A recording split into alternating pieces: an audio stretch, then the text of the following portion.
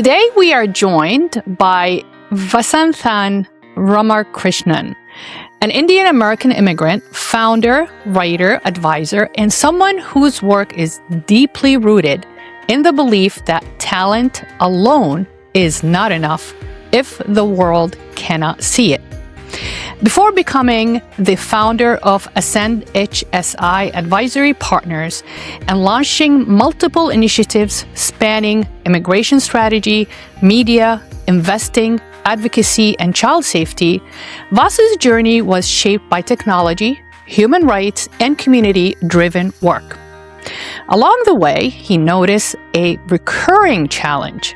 Countless talented people remain invisible, not because they lack ability, but because they lack the tools, the language, and the systems needed to make their value visible. That realization became a defining mission. Rather than asking people to change who they are to fit existing systems, Vas has dedicated his work to helping immigrants, entrepreneurs, researchers, professionals, and advocates navigate uncertainty while staying true to their identity. But this conversation goes beyond business and entrepreneurship. It is about transformation. It is about turning displacement into purpose, adversity into service, and ambition into impact. So today, we will explore Vas's remarkable journey and discuss a question that sits at the heart of his work. What becomes possible when immigrants are not simply expected to survive in new environments, but are truly seen, supported, and empowered to build the lives they came here to create? Thank you so much for joining us. I'm your host, STJ, on Chatting with Slava the Jordanian. And thank you so much, Vas, for joining us today. I know you are super, super busy, so I really, really appreciate your availability that quick. And we just met through a friend who is Dr. Alyssa White, the head of the Mindset Mastery Moment production group. So thank you. No problem. Pleasure is actually mine, Dr. Slava. It's been a pleasure. The last conversation we had, I think, was just like perfect. We just had the alignment right there. I think, in certain conversations, you just talk with the person, you just right away know that, you're aligned. So that's what I felt last call, and I'm super excited to be here as well. Thank you so much. Oh my God, I really, really appreciate you. And thank you for the compliments. My head is going to probably blow up, but it's not. I promise. I promise. We're going to keep it nice and safe. So As you know, and I explained to you on our first call or last week's call, that our platform is all about storytelling. So let's start with your story. And I would like to just go over some of the stuff that we discuss and we address on this show, like displacement by default, by design, leaving everything you love and everybody that you know behind to pursue a better life or pursue education or pursue new opportunities. Me and you, we are first generation American immigrants. We were not born here. We were born in two different parts of the world, but also we talk about how we end up leaving our home world into the new world and what does the process of assimilation, acculturation looks like. So let's start with your story behind how did you end up here in the United States and what were the circumstances that brought you here? Got it. I think, of course, I moved when I was incredibly young. I mean, I'm 31, I just turned 31, but I moved when I was 21 and definitely at an age where I don't think that you have a full understanding of the world yet. You've known something. Hey, you probably know part of your identity. You probably know what you want to do with your career a little bit. You have some role models maybe that you've looked at, but you've not quite figured out what you want to do with life, right? So that's kind of the point that I was, thrusted upon to, hey, I graduated from my bachelor's degree, basically, like let's go back to the story there. Just graduated from my bachelor's degree from a really good private university in India. And just about everybody around me was just moving to the US, right? That's a fact, and I have to admit that. I don't want to have a whole story about, hey, I built this from age 5. No, not really. No, hey, I saw a lot of people moving to the US at the time, and it just made perfect sense as, okay, everybody's doing it, let me go ahead and do it. Of course, my story transforms from, kind of doing what everybody was doing to completely not doing that, and then just like, have a whole arc there. But I'd like to definitely begin with just, what motivated me. But just immediately after coming though, however, and I want to say like days after coming here, I immediately understood that the US was all about opportunity. But it was in a way that, like not everybody says it, but it was like, you have a lot of opportunities, but you don't actually have a lot of access to it.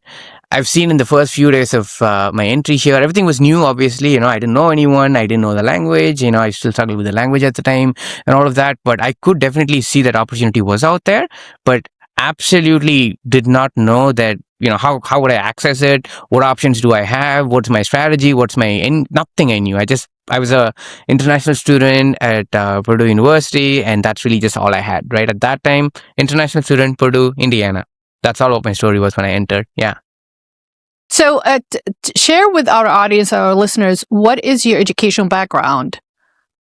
Oh, yeah. So that's where things get interesting. So for me, I'm a engineer by training, right? I finished my bachelor's engineering in mechanical engineering with a specialization in automotive engineering from in India Private University. And then in the US, I initially applied for mechanical engineering, just following back on what I studied, but did not like it. Within a few months, I transferred to industrial engineering, and I loved it, by the way. Industrial engineering was amazing. I definitely did not want to deal with HVACs and, doing heat transfer calculation. That's not me. I did that for 4 years in bachelor's, and I did not want to do that. I loved engineering, but not mechanical engineering. So in industrial engineering, things got a bit interesting. It was more about product design. It was more about systems. It was more about, okay, how do you, basically just build systems, build frameworks, but more in the context of just engineering, right? Civil engineering, manufacturing companies and all of that. So by training, I'm still in, I would say like, engineering. I don't have any other degrees, but my pivot kind of happened right around the end of 2019 when I did my engineering project management. Even though it was still engineering, the project management exposed me to a whole lot of things, right? Project management was more about people than projects. Even though the name has project management, it's more people management. So that's where I started to learn about different types of people, different types of, initiatives and projects, and how do you deal with different types of people? How do you operate in intersectional environments? How do you operate in diverse environments? And that's kind of, put me towards that. Of course, I'm going to get into my story of the whole nonprofits and how I, went to a different thing. But by way of background, yes, I am an engineer, and then who became a project manager eventually. I'm not surprised. I knew that you were some kind of an engineer, but not like my brother has a master's in AA. He's electric engineering. So just from the way you answer your questions, because I'm trained in dentistry, part of our brand and a part of our culture, in order to give our patient the right experience that they're looking for, we understand personality styles. So yeah, I love engineers. I click with them. I'm very analytical. I'm not an engineer, but I come from an engineer kind of math, whole family is in math and finance and all that stuff. So going back to what you have said, managing people expectations, and I've been doing dentistry 27 years, and I found myself the last 10 years that I'm spending 80% of my time managing patient and team expectations and just 20% of the time performing dentistry. So the application of dentistry became minor compared to the application of my skills, trying to understand people in order to manage their expectation. Because regardless what we think about dentistry, at the end of the day, it is a business. At the end of the day, you are rendering some kind of service to the patient. And those are the consumers. And also, we're not able to give the patient the experience that you're looking for or the service that they're looking for to be worth the money they're paying without actually training the team and managing the team expectations. It's just a back and forth thing. So I love that you made that point, which I totally agree with you. And you're still very young, by the way, very, very young. Thank you for that. And you started Sometimes young. I need to be reminded, though. Sometimes I need to be reminded. I'll be honest though, because you see a lot of these 17-year-old somethings that are like, oh, I'm a founder. So in that crowd, I love to hear that though. Thank you. No, you're very young. And in my generation, I was born 1969. I don't even bother look at the 17-year-old. It just, for me, it's just going to give me a headache and it's just going to ruin my day. But I absolutely agree with you. The new generation are very, very resourceful. They are very entrepreneurship mindset. They looking into the future so much and planning for the future. When I graduated from dental school, I was 30 years old and I had no idea what I want to say, but we addressed that in our episode so many times that, the world is changing. And I see it a lot more as we travel to advocate and advertise for our franchise through dental schools, that the young generation are just so smart and they are like spot on what really they want. And they're very, very well driven, which is very, very inspiring and very promising, hopefully for the good. But let's go back to immigration and you coming to the United States. And I ask every single guest that I have on this show as a newbie coming to the United States, if you can share with us, what was your impression coming to the United States, and did you feel that your realities differed so much from your expectations? Okay, that's a great question, actually. And I know this, for me, it had, like a huge evolution from what I had initially thought that, things would be to how things were. So again, going back to the US, always like, someone from India and someone from Asia always looks at the US as opportunity. That's the first thing you remember, so anyone that you ask, they'll be like, okay, opportunity in terms of jobs, opportunity in terms of money, opportunity in terms of, freedom, opportunity in terms of anything. But the reality, though, is obviously complicated. And for me, 2016, not too long though, I would say still like 10 years, but the reality was much more complicated. The US did and does continue to offer a lot of opportunities, but I like to say that it does not always hand you clarity. And this is something that kind of really stuck with me. Yes, it gives you opportunity, but it does not hand you clarity. So you land here and then you quickly realize that talent and smart alone is not enough anymore. You have to now understand systems. So as someone coming from Asia, the way things work back home, and I think we might have a lot of similarities here, right? Like from our countries, that we don't focus a whole lot on systems. We focus a whole lot on people and how things work. Like for example, you go to like a government office and you just trying to get something done. More likely than not, in somewhere in Asia, you would go into the office not knowing what the requirements are, and you're going there to only ask them what the requirements are and kind of supplying it, and then you get done. But now in the US, you can't expect to go into the DMV and be like, okay, I don't know what the requirements are. Can you let me know? And they're going to just hand you a link or a poster. Go look at that. And that's it. They're not going to let you know what the process is. But in India, the person would probably just sit you down. Even though there's so many people waiting, they'll sit you down. They'll talk about that because that's just how the culture is. It's more people driven. It's not process driven. And there are not a lot of systems back home. Of course, because of that, we have a lot of problems that we need to fix, right? I mean, lacking systems. But that's one thing that I really, really noticed, that you have to understand systems. Now, on top of that, layer in, and this is where that intersectionality comes in, you have to now understand language, you have to understand culture, you have to understand paperwork, you have to understand networking, money, timing, confidence, and even how to tell your own story, right? Coming in as a student, and, I was interviewing for research assistant jobs at the time because it would give me like a scholarship and being able to teach. But when they asked me for an introduction, I'm thinking, hey, I've never done an introduction before. I've never said, okay, about me. I don't know. I mean, I just say like, okay, my name is this and I studied at this university and, I'm here. And that's all what came to my mind initially. But that's not at all how they talk in the US. They have, like a certain structure that you draw upon your experiences. And, of course, typically these people have a lot of exposure. So they're able to talk about international experiences and whatnot, which I had none. And, it was a whole lot difficult for me to understand all of that. And personally for me, I think that nobody really prepares you for that part. You think that immigration is just about arriving in a new country, but a whole lot of it is actually about rebuilding your entire identity, I would say, in a place where nobody knows your history. So I definitely underestimated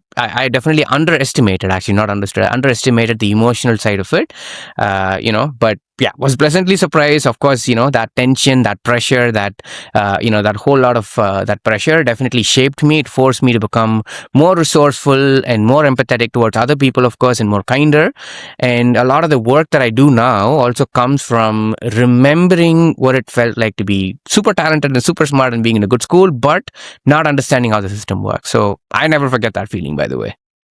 No, you nailed it, because when I came to this country, 1988, United States was a whole different culture. I'll tell you that, right? So my husband, Ihab, when he came from Egypt in 1970, so United States culture by 1990, 92, 93, that's when the switch happened. It started to change. It was very systemically oriented.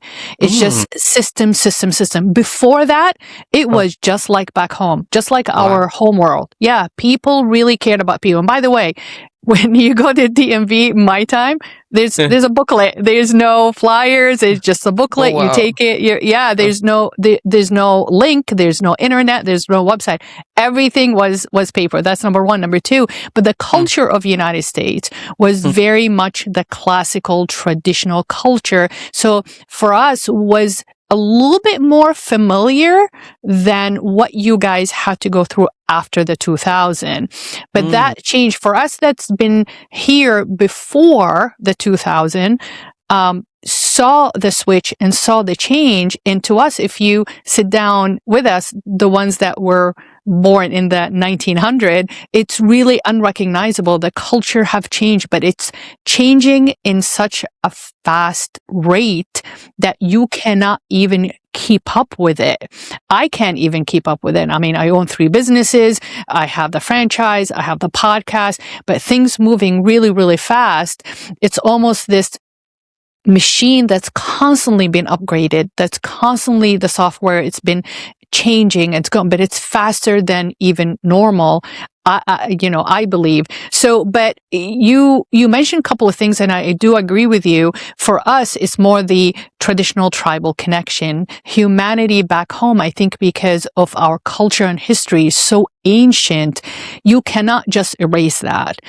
Our countries and our regions, Jordan, it's considered to be in Asia, and my husband Ihab, he's North African, but those countries and India, it's ancient. China is ancient. So you cannot separate the ancient history and ancient culture from how the world is moving. That vast change in the world, you just can't, because people are rooted into that culture. People are rooted into the, like I said, traditional tribal connection. But I agree with you. Coming to this country, you had to change your belief system, because you have to drop what does not serve you anymore, because you are in a very different environment.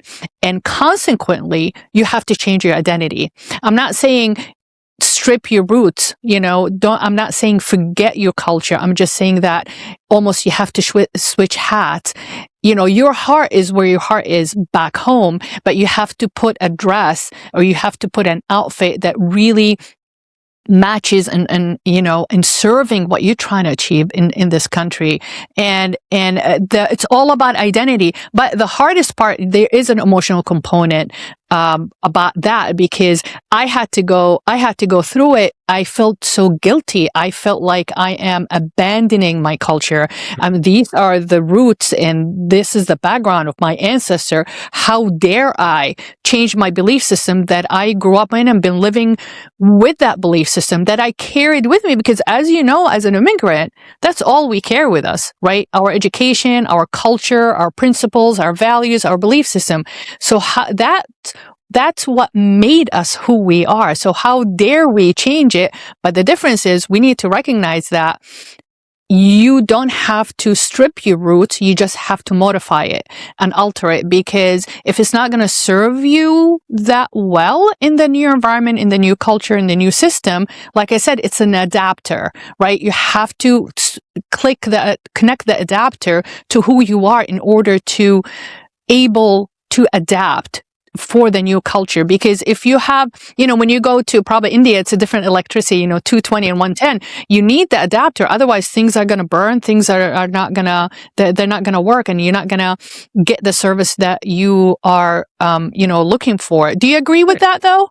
Absolutely agree with that, right? I mean, I think this is with all immigrants, there's this thing we call switch, I think, right? I mean, I know there's a running joke with Indians particularly, there's always this running joke that the memes come out like, like an Indian guy goes to Starbucks and then, they do like an order and then they go back home. They're not looking for Starbucks. They're not looking for any big brands. They go to a small tea/coffee shop and they're buying coffee that costs like 15 cents in US dollars, right? And they buy that. And then there's nothing wrong with that, by the way. And I know that is a running joke that they're made fun of sometimes, that, you go to the US and you buy this and you come back home and then you do this.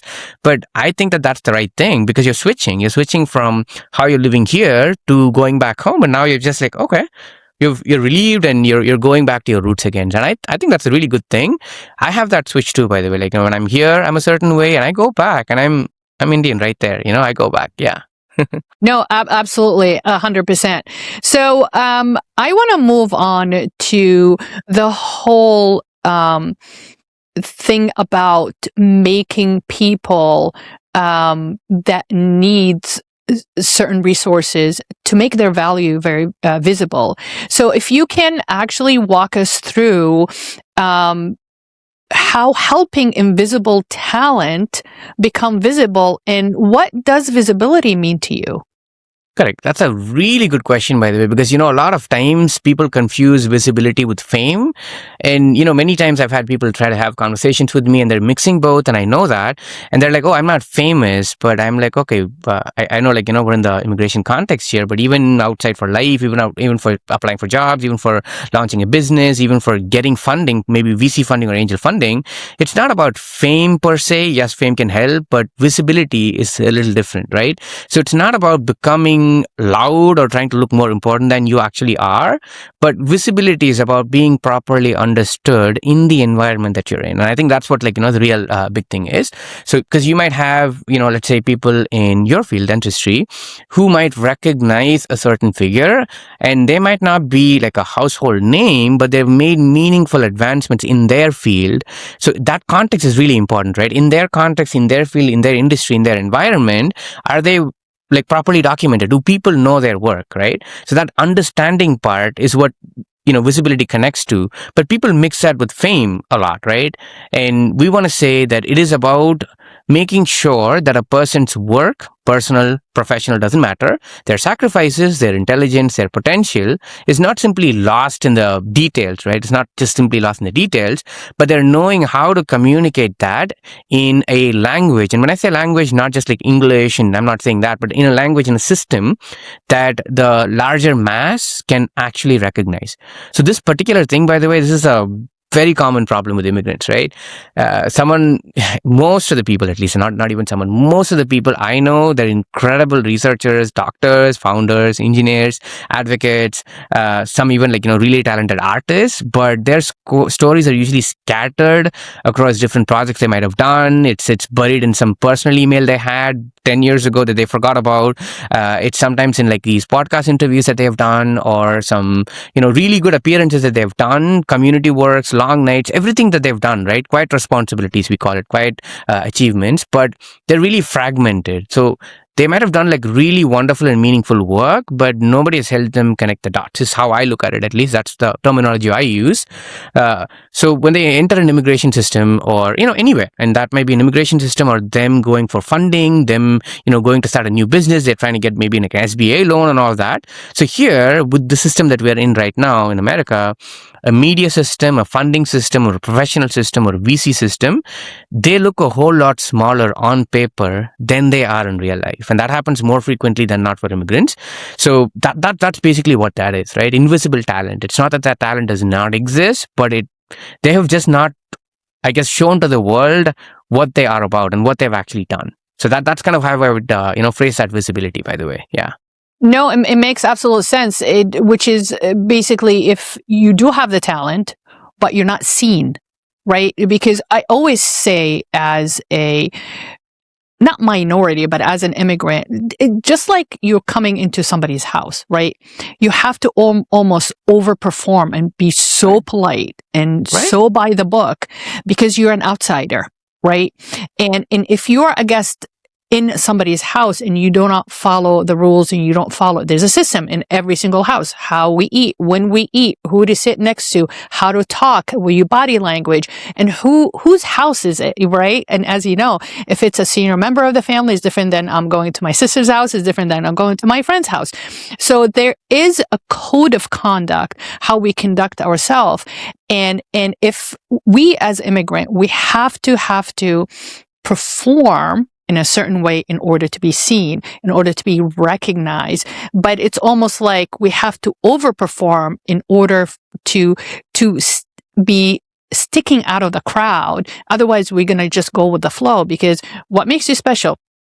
They used to tell me that when I came here undergrad in 1988. It's like, who are you? What's so special about you? Well, I'm not very special. I just need an opportunity. And that's the interview you had with we had the international advisor at Case Western Reserve. It's like, okay, tell me, why should Case Western accept you? What do you bring to the table? What makes you special? What are your ambitions? What are you how basically they're asking you that. If we give you a degree and you decide to stay in the United States, how are you going to benefit the United States? How are you going to add to the quality of the United States economy, job, career, professional entrepreneurship? So you had to write an essay. That was before your time. Write an essay, submit it, and if the essay catches somebody's eye, then they will grant you the interview. Then they will review the essay and the interview, and then they'll decide if you are quality enough or you are good enough to be accepted at Case Western is a private school too, so that's why it's very important. It's not public, so I'm sure things have changed. But so that is very, very important point to clarify. And a lot of my guests, when I ask them that, did you feel that you had to overperform in order for you to be noticed and for order to be, let's use your words, visible, to be giving that opportunity? Do you agree on that? Do you feel that way or no?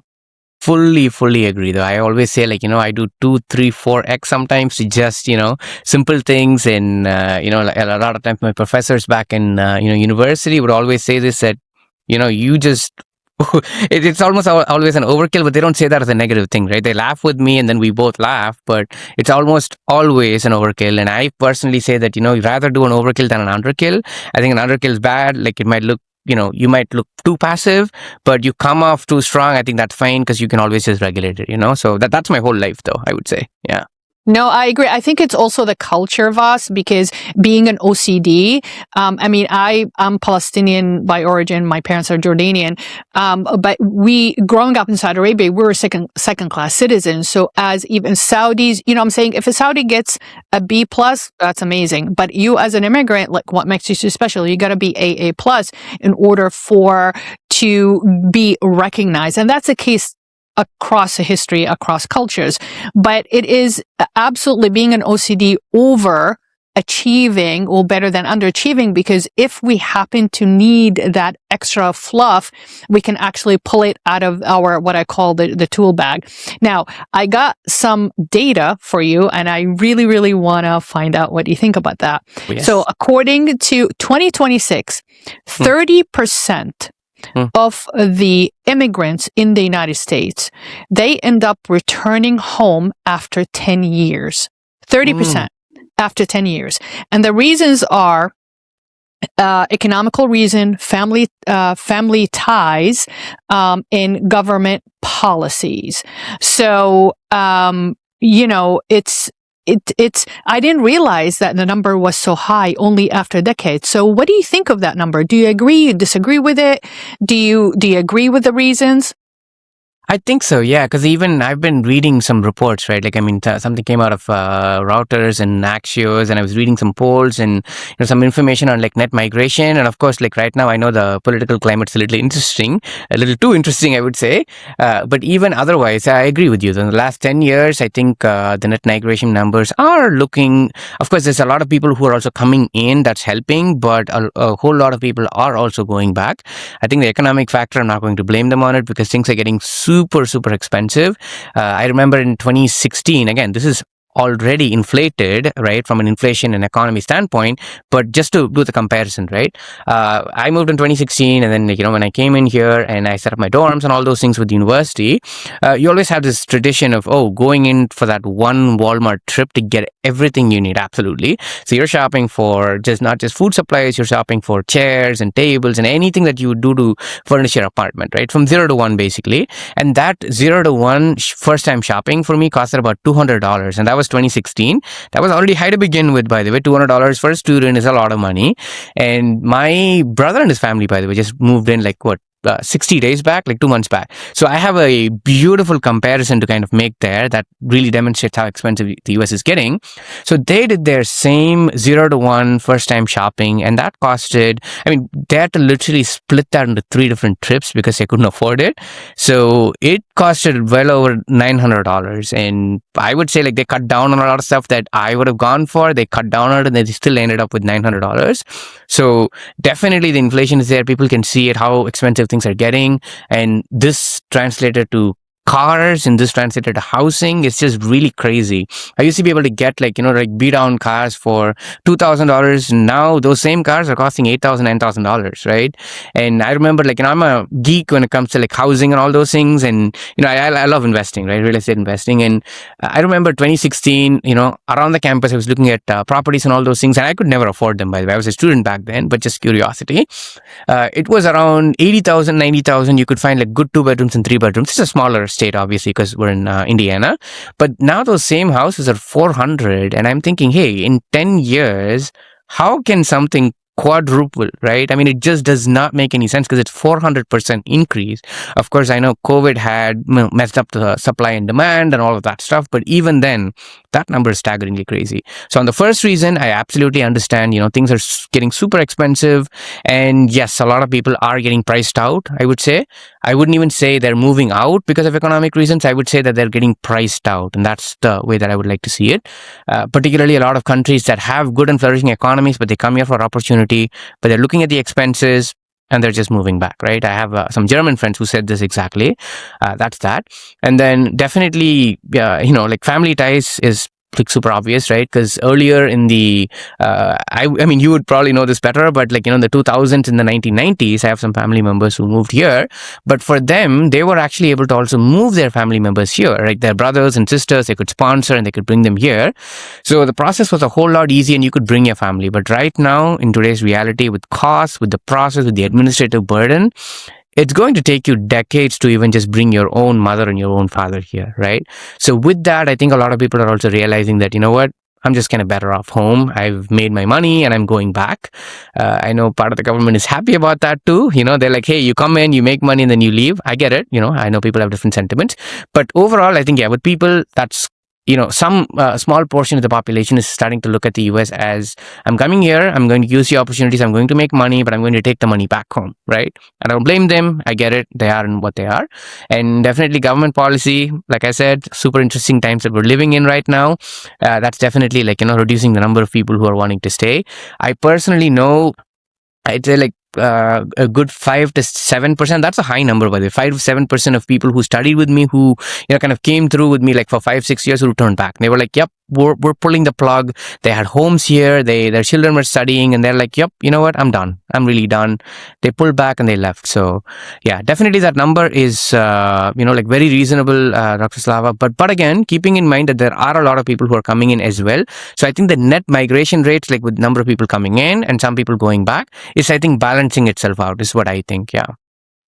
Yeah, and even I was talking to my husband Ehab's cousin. His wife is from Uzbekistan, and she told me that after 10 years, a lot of the Uzbek ends up going back because, like I said, they make X amount of money and they can live with that very, very well there because life is a lot more affordable. But also their time, and since I'm 1 foot in, 1 foot out, retirement wise, I can tell you right now, I cannot afford retiring in the United States.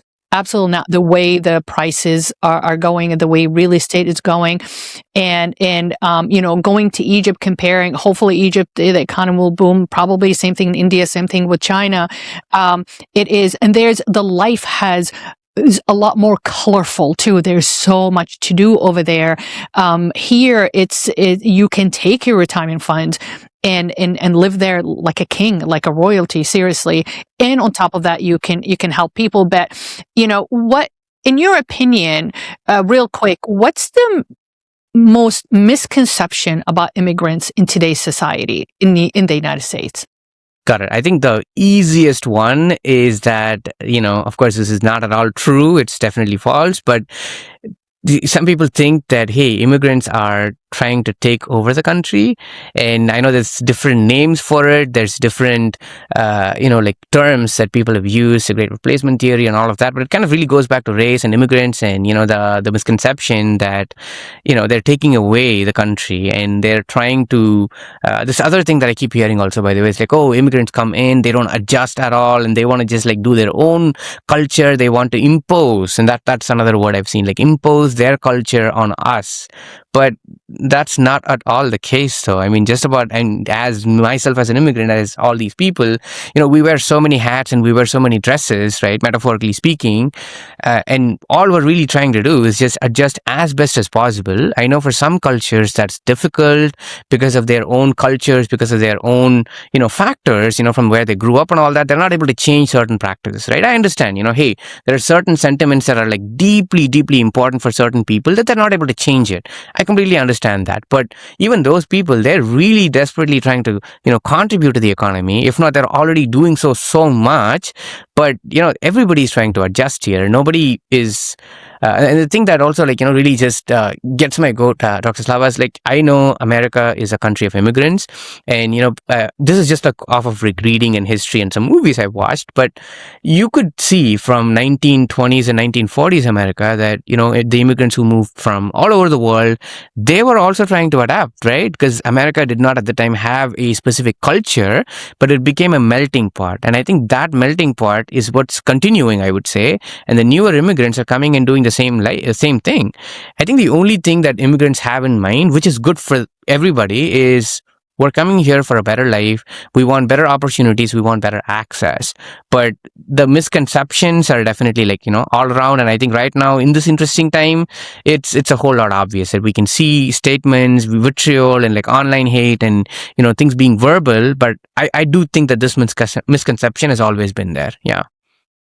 No, I agree with you 100%, but unfortunately humans forget history and you have to always reflect in history in order to understand what's going on these days. So number one, that if you don't want immigrants, don't accept them because you're accepting them and you're taking their tax money. I mean, you're paying, it's like investing into a company. I invest in the company, you got my share, I'm paying my dues to stay in the country. So everybody paying taxes. If I'm paying taxes, then don't accept us. Just close up the immigration doors and then just build your own country. Number one. Number two, this country is only 250 years old. It's not thousands. Exactly. And that is so young in our standards, right? That's so nothing. Young. It's like telling me comparing a 100-year-old to a 25-year-old. Number one, There's no experience. Number two, you have actually built this country as if in just like building a apartment complex in the middle of nowhere. And you said, yeah, we need tenants. We need tenants. You advertise, you're coming in. Okay, you pay, you sign your contract, you run to a contract.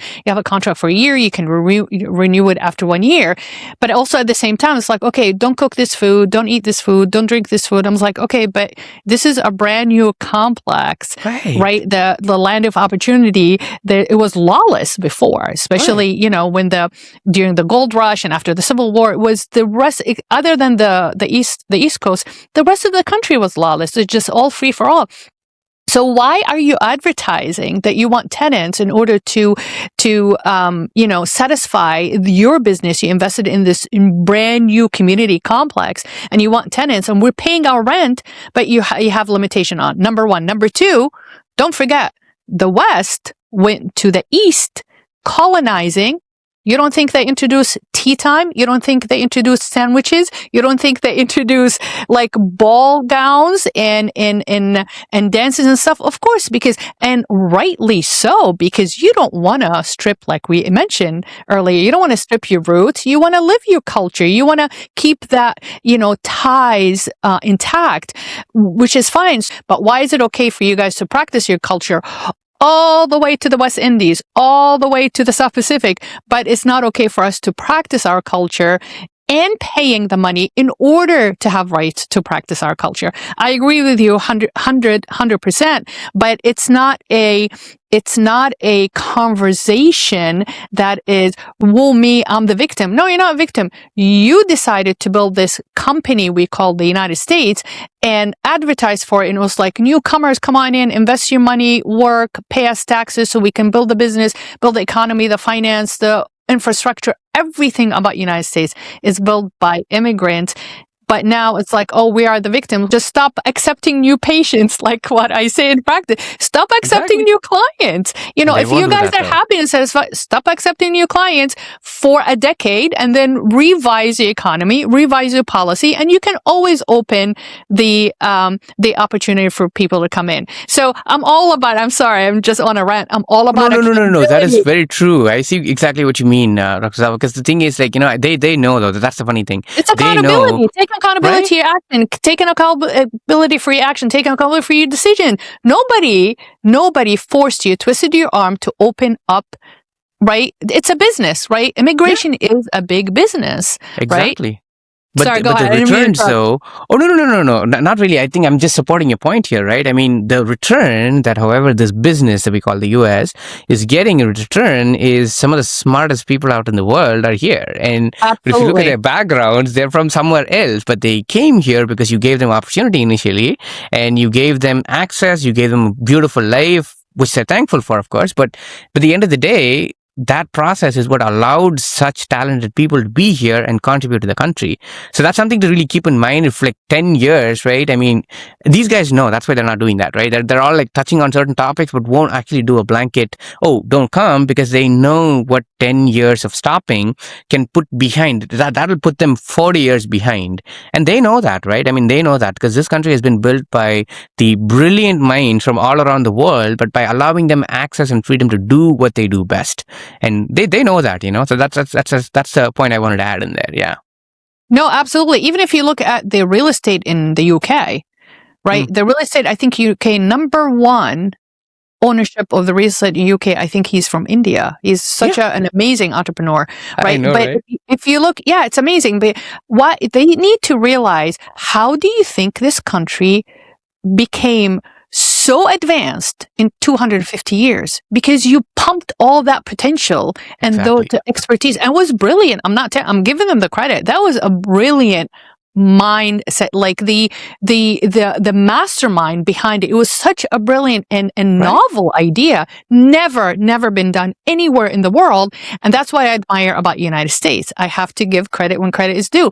But at the same time, don't complain, because when you look at it, Bezos, he's an immigrant. Steve Jobs, his dad was an immigrant, right? Yep. Elon Musk, he's an immigrant. He's from South Africa. So those are, but that's the beauty about this country. So those are all the immigrants that we end up talking about or reading about, the misconception of like, oh, there's an immigrant. So everybody, even the Aryan race in the United States, Irish, Polish, English, German, everybody's an immigrant, except for the natives are the native of the land, the Native American. But that's about it. But the natives were really happy, harvesting, farming their land, living every season after season. They had no ambition to open up the country until colonization came in. But that's the story. We can talk about this. We can do an episode about that. Absolutely. So we are in agreement. So the last point that I would like to have you shed some light on, what do you think the impact that you're hoping for behind the work that you're doing right now in the next 10 or 20 years Correct. So I think for us right now, at a higher level, I would say that right now we have a huge service component that's helping hundreds of immigrant families. I mean, to be accurate, like 173 high-skilled immigrant families have benefited from ours, and they've gotten their green cards and they've settled down, and some have gotten to citizenship. So, that's with the numbers. But again, for me, in the next 10 years or 20 years, what I'm hoping to do is, again, go back to like how I felt when I was coming in early, is to be able to build a system out of this, right? I mean, I think we already do have a system, but at a level of, at a national level, basically, we don't want, people to see immigration as just like a survival tactic, or like, oh, you know what, it's a paperwork, or it's this, it's that, but rather we want it to have a very standardized building system, that it's an actual framework that we can actually scale. And when I say we scale, I'm not just meaning my firm. I meant like everybody else. It should be able to like scale that system. And I want to make a meaningful contribution to that, right? Of course, also on a personal level, I do hope that the impact is actually measured through people. We also want, a personal goal of mine, by the way, is like, right now, I think we're about like 1,000 individuals helped, through the work that we're doing. But our 10-year goal is to kind of have at least 50,000 people, right, helped, or on the alternate side, like maybe 15,000 families may be helped. That's through the numbers. So definitely for me, I would measure that through how many families got stability, how many founders who have actually been able to build their companies, and how many researchers or doctors who actually were able to stay in the US and contributed to their respective fields. Maybe students who stopped undermining and underestimating, who they are. Maybe some professionals who finally realized that their story matters. But at a higher level, though, I want to be able to build a system that actually enables people to access things. Because right now, I think with all the knowledge and with LLMs and AI and all that world, yes, there's a lot of knowledge that's out there, but I still think that there's a lot of gap, right? And this is where, it goes back to even the previous question and the answer we spoke about the misconception, that, there's also this misconception that all immigrants are the same, right? They think that every immigrant has the same story. They, had some difficulty at home and they came back here. That might be true with someone, but that does not. No, every person has their own story. Every person has their own, everything: education, language, visa status, family structure, timing, circumstances, background, everything. It's just completely different. Some come with resources, some don't come with it. Some are welcome professionally because of where they're from, and some just feel invisible, right? So to all of that, what I want to be able to create is, through Ascend and the work we do, is to be able to have a standardized system where anyone from anywhere in the world will have a very clear pathway, not only just from a government framework standpoint, because that's another thing that we want to work on as well, work with, potentially agencies that will help us, but have a standardized format so that any person at any knowledge level will know what their pathway looks like, will be able to like really draw out their thing, will be able to visually understand what they can do and how they can do things. And that's right now missing, but I'm hoping to really get there in the next 10 years or so, while helping thousands of families and hopefully get that 50,000 people by 10 years goal as well. You will. I have no doubt. Absolutely, you will. You just have to. It's all about mindset, right? Mastering an unlimited mindset by eliminating limited beliefs. If you practice your limiting beliefs, then that's going to hinder you and become an obstacle. But I agree with you. Immigration process. A lot of people. Let me go back. A lot of people think like we just get handed over. Right? The opportunity. Everybody said, because they see us now. You didn't see me 38 years ago, like what we have gone through. That's number one. So going through immigrating, leaving everything behind, taking that risk. Number one, you're in the mindset that failure is not an option. Quitting is not an option, right? And you better perform and you better achieve, because everybody behind you is watching you, saying that you sacrifice all this for this, like it better be worth it. So that's the mindset that we leave our home world with.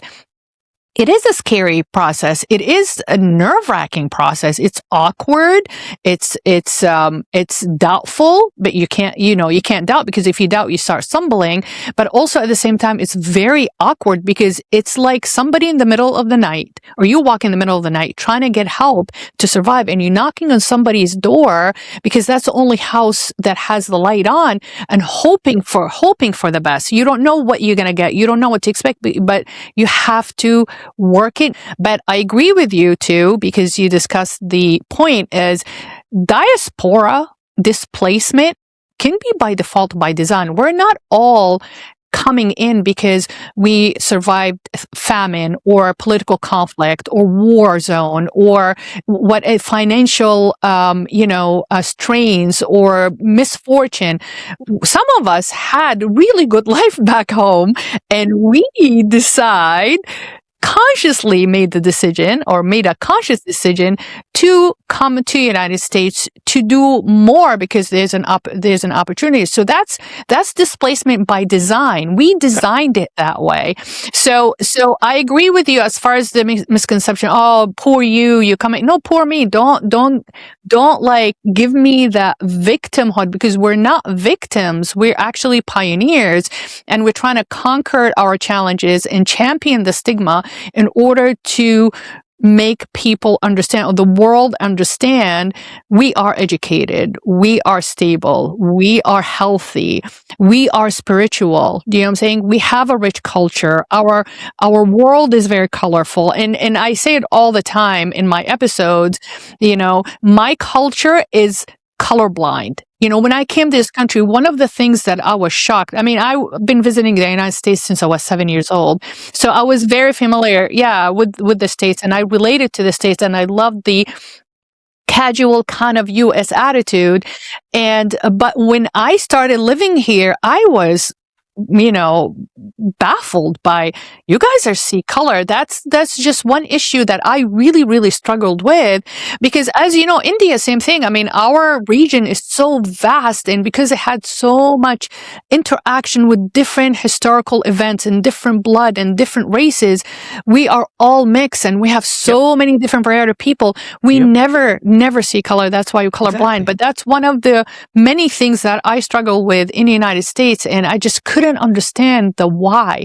I get it, different political views, different religious views. You have, people in the north and south and east, they have their own culture, but we never judged people like we judged it here. And at the same time, I used to say, you all get a color problem, and you are so young. You got so much to learn. It's only, like I said, it's going to go a whole long way, right? 250 years. You've got another 1,000 years to go before you start talking, man. Because we come from countries that are, several thousands of years old, Yeah, exactly. Yes. But, being on this earth as a human race habitating, like, for example, like in Iran, 10,000 years ago, there's a proof 10,000 years ago, humans were wandering those lands. Do you know what I'm saying? So because you have that history, or the long line of history, you learn so many different lessons. But sometimes I get disappointed, because I love this country. I love the United States. United States made me who I am right now as an adult. But I get disappointed because you got so much to lose. Like, don't ruin it. Because of this, just minutia of unnecessary worries and concerns and stuff. Focus on what's important. Focus what's going well, and hopefully with somebody like you and other foundations, it will be much, much better. But the other last questions I want to ask you, if you would advise your younger self when you first arrived in the US, what would you tell him? Ooh, that's a beautiful question, actually. First off, let me start with the one that definitely applies to me, and I think a lot of people. First off, like, I tell my younger self to just breathe. I start there first. Take a breath, breathe, relax. And then overall, I think when you are an immigrant, especially when you're an ambitious one, let's say with a lot of goals and, dreams, you sometimes feel like you have to figure out everything on day one, right? You land, and then you're like, oh my God, why am I not doing anything? And that's something that a lot of students, particularly right now, feel. They've gotten into universities, really good ones, and they're in their day one of program, and they're thinking that, wait, why am I not doing anything? So that's something that that a lot of students feel. And the other one, which is a big killer, by the way, is that immigrants feel like one mistake will ruin everything. And that's something that I don't know why we have it. Maybe that we just carry that as a baggage when we enter here. We've left so much behind that we think that, hey, that one mistake will just ruin everything. I know that helps in a lot of things, by the way, because we don't make a lot of traffic mistakes, or we don't do a lot of speeding. We don't do a lot of stupid stuff and get get into issues. So that's good. So that's good precaution, I think. But a lot of times in professional situations and interpersonal situations, we also feel that one mistake will ruin everything. And I think that's something that I always had, that even the smallest of mistakes, my wife usually points that out, by the way, that you don't need to be that perfect. It's okay that you make that one mistake. You don't have to understand everything on day one. Nobody does. So that's like one important thing. I'd like to add to this, by the way.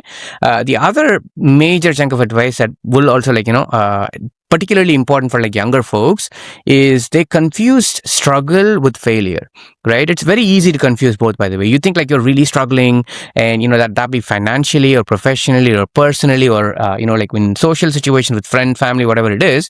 But one should not confuse struggle with failure. I feel like failure is on the person, right? You choose to accept that you failed.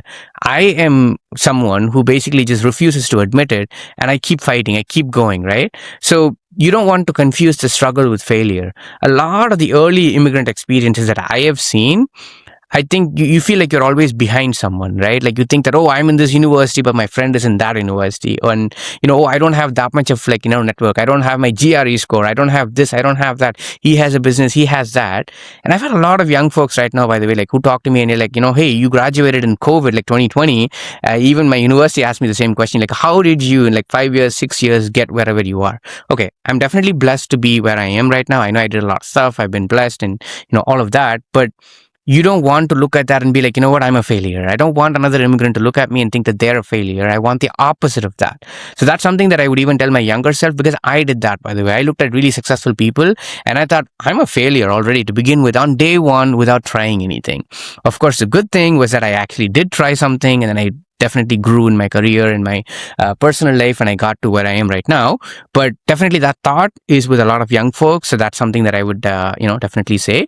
In fact, to the point that I would even tell my younger self that parts of me that felt like a disadvantage or, like not progress on day one became the foundation of my work, with Feminist Men Foundation, my nonprofit, along with, SNHS Advisory Partners, the one that we do right now.